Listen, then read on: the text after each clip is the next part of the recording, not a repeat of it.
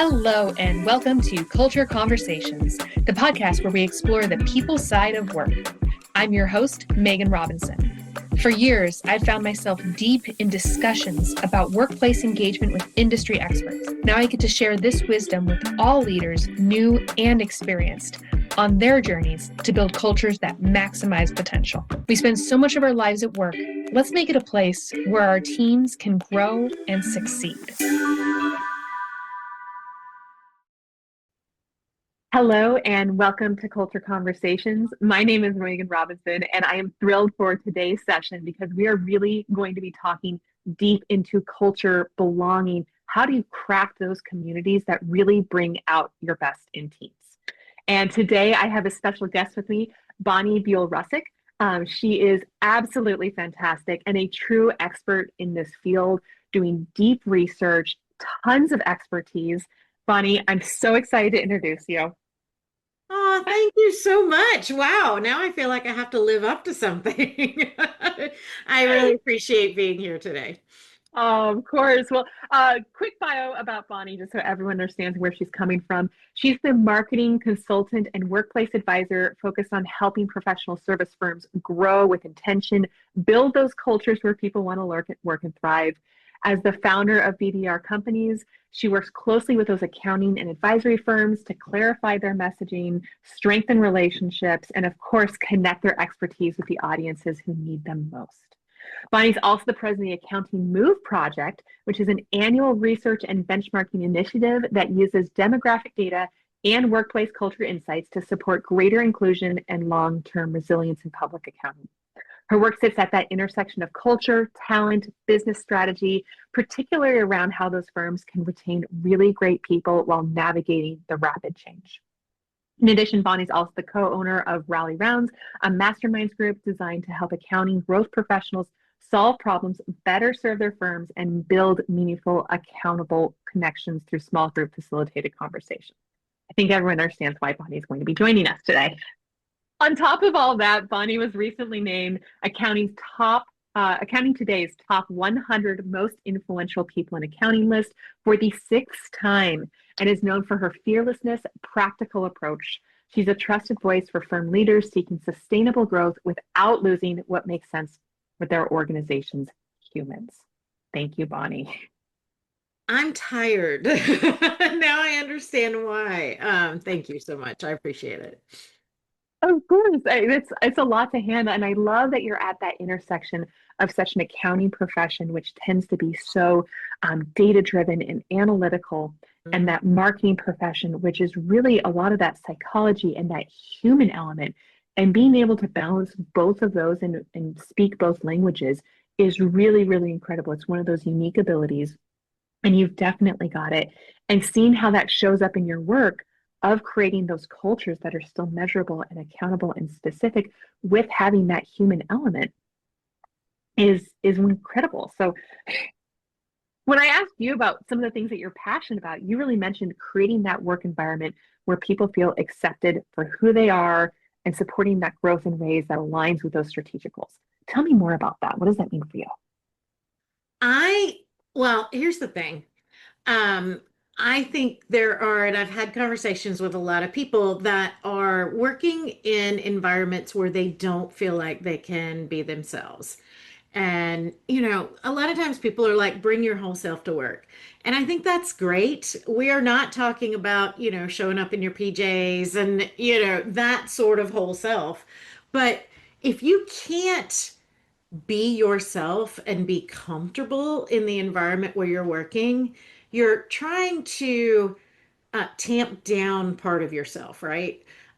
You're maybe being less open, and that energy that you're spending trying to be what you think you need to be to thrive in that office environment is energy you're not spending on taking care of your clients or learning new things. And so it just becomes this internal battle of sorts, right?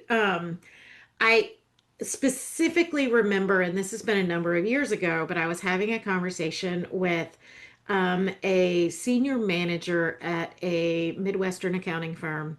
And he was telling me that he was gay. He had a child with his partner of, I want to say they'd been together like 15 years, long time. But yet he did not feel comfortable being out at work. He could not have pictures of his family on his desk like his straight counterparts could.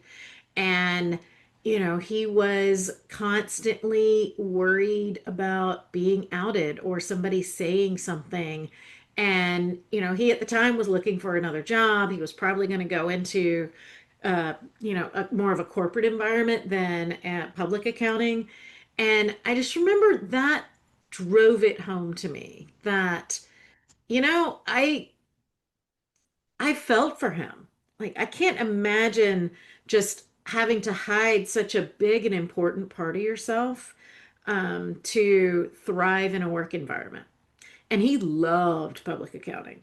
He loved the what he did for clients. He loved his clients, but there were leadership at that firm that were very comfortable making really inappropriate gay jokes and things like that. And he knew that he was not ever going to be able to thrive in that environment or be promoted in that environment. And he dreaded the Christmas parties because you're supposed to bring your spouse or your significant other, and he couldn't. So I know I'm giving you a really long answer to something, but it is kind of one of those things that drove home the idea that, people should be able to be who they are and feel safe doing so. Is that the story that really was the turning point for you, or how did you get involved with this or championing this cause? I think part of it is I live in Atlanta, Georgia, and it is the at one point, I don't know if this is still the case, but it was like the third largest environment for, or we had the third largest percentage of gay citizens per capita. And part of that's because it's the big city in the South, and people from all over the South that are not supported in the cities or where they live at the time would come to Atlanta and be able to thrive. Um, it that was one of the things, and hearing that specifically about public accounting, and the environment and how important that culture and the environment that you work in and all of that was a bit of a tipping point for me. There were a number of them, but that one always sticks with me. Of course, it's powerful and it's something that's n relatable and not relatable because Hmm. there's so many challenges for people, and that being one aspect where they feel that they can't share. And that's Yeah. definitely the extreme. And I imagine it shows up in a lot of smaller ways, Hmm. just Yeah. as much as those big ways. Oh, yeah.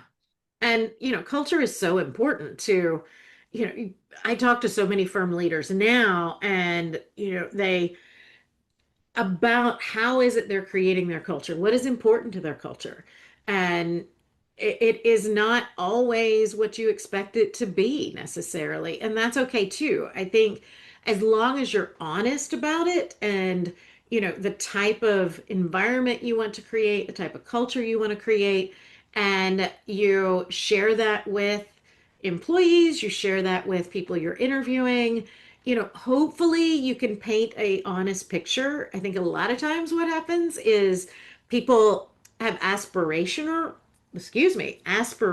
ideas about what they want their culture to be, and they talk about that, but yet they don't invest the time or the energy or the resources that are needed to actually create that culture. So what I have heard from some folks is that they feel like they were sold a bill of goods in a way, and that all these promises were made, but what they thought they were real, and what they were promises and aspirational.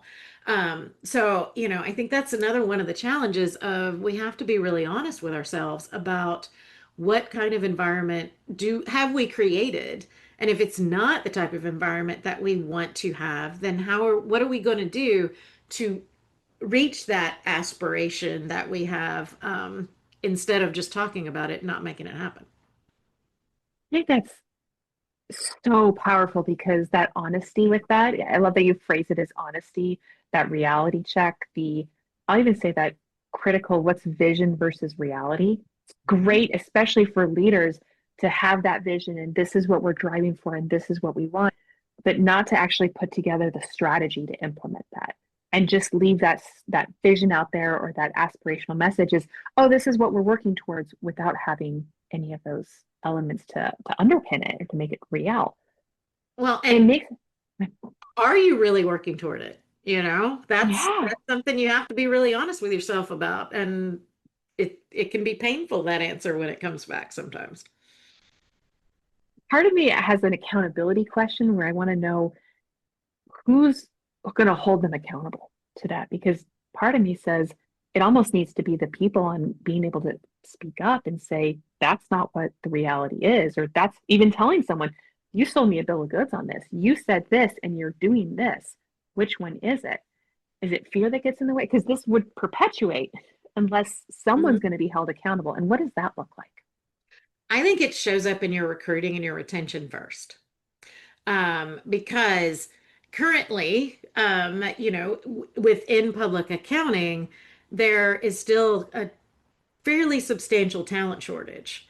So honestly, if you're a talented employee, you can, in a lot of cases, quit a job today and have a different one tomorrow. And that is what I love about Gen Z, is that they're also not shy about doing that, you know, having a work culture and a work environment where they can contribute, but yet they also feel like they are working towards something not just financially rewarding, but personally rewarding is important.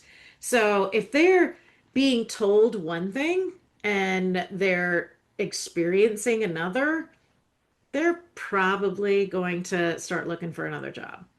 And, so I think it shows up in your recruiting and your retention first before it hits maybe your clients or your revenue. Um, and it's that external messaging versus internal reality that if that's at odds, there's only so long that you can keep up that charade. I love that focus on Gen Z. And I do think the more I look at new generations entering the workforce and the challenges everyone says they have with younger generations, it's the same challenges. It's always just washed for whatever they used to say about the young kids of that day when you were going through it, when I was going through it. And it's so interesting because they are the ones that are willing to hold people accountable. They are willing to speak up. They have less of that pressure and they have, in a sense, less to lose. But you also see that employee employer balance of power start to shift, which is where it becomes critical. Where other industries where you don't have that type of freedom or flexibility or confidence, you don't see the change happening as fast, most likely. Yeah. Yeah. And I'll say when I entered the workforce in my, early 20s, it was in a time when, people were being laid off left and right. It was hard to find a job. So, at that point, it was firm leadership, or, whoever, the C-suite, whatever, that were kind of wielding more power. But now with a talent shortage, and this ebbs and flows all the time, you can look at it in like 5, 6 year cycles generally.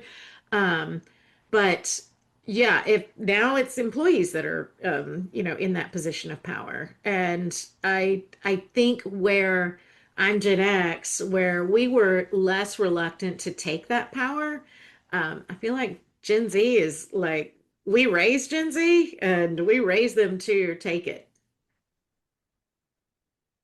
That's very fair. I'm part of the millennial generation, and I just remember everyone complaining about how entitled we were and how we didn't want to work, right? Everyone thought Yep. millennials were entitled and had no work ethic behind them. And a lot of the things that you hear, it's almost getting amplified in every generation, or it just sounds different being on a different side of the table. Yeah. I'm not sure which one it is. I think it's probably a combination of all of it. I'm sure. You mentioned a lot about the belonging and that gap between maybe awareness or honesty with it for the executive team, setting some of that culture. How do you make sure that you're infusing belonging in part of the culture that you're creating? Um, I think one of the most important things to do is to talk to your people. And and actually, I will say before you even do that, I think it's really important to have an external resource survey them and find out, okay, make it as be as honest as you possibly can. You are safe in your answers here. I've done a lot of these types of surveys. I will tell you every single time I tell leadership that I will not tell them who said anything. And every single time they've asked who said something, and I have to go back and say, you remember the conversation we had at the beginning? I'm still here and you are not going to get names. But, find out where are your weak points. How do your people really feel? And then talk to them. Find out what would make them feel like they belong more.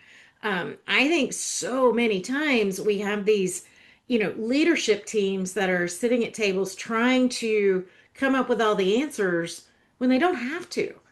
I mean, they're coming at it from a perspective of having worked for a long time, of having experienced a lot of different sort of scenarios where your people may not have that much experience or may have completely different experiences. And um, I love one of the accounting move project firms that has participated for many years. They kind of saw that as an issue, and they had it on their executive committee, which was primarily, board members and, firm partners and things like that. They actually created a couple of revolving seats that was somebody, with less than 10 years of experience, and it was also either always a woman or person of color. And the idea was to make sure that all voices were being heard. And the first couple of times they tried it, it was these people that were kind of there temporarily were pretty intimidated, and so there had to be some conversations around that, and that their voices really did were important and they wanted to hear what they had to say. But just adding those two seats to an 8-person committee made a huge amount of difference and changed the tenor of the conversations, because it's not just a lot of people with a lot of experience, which is important too, but it kind of made for a much more interesting conversation and created outcomes that were much more appreciated by everybody within the firm.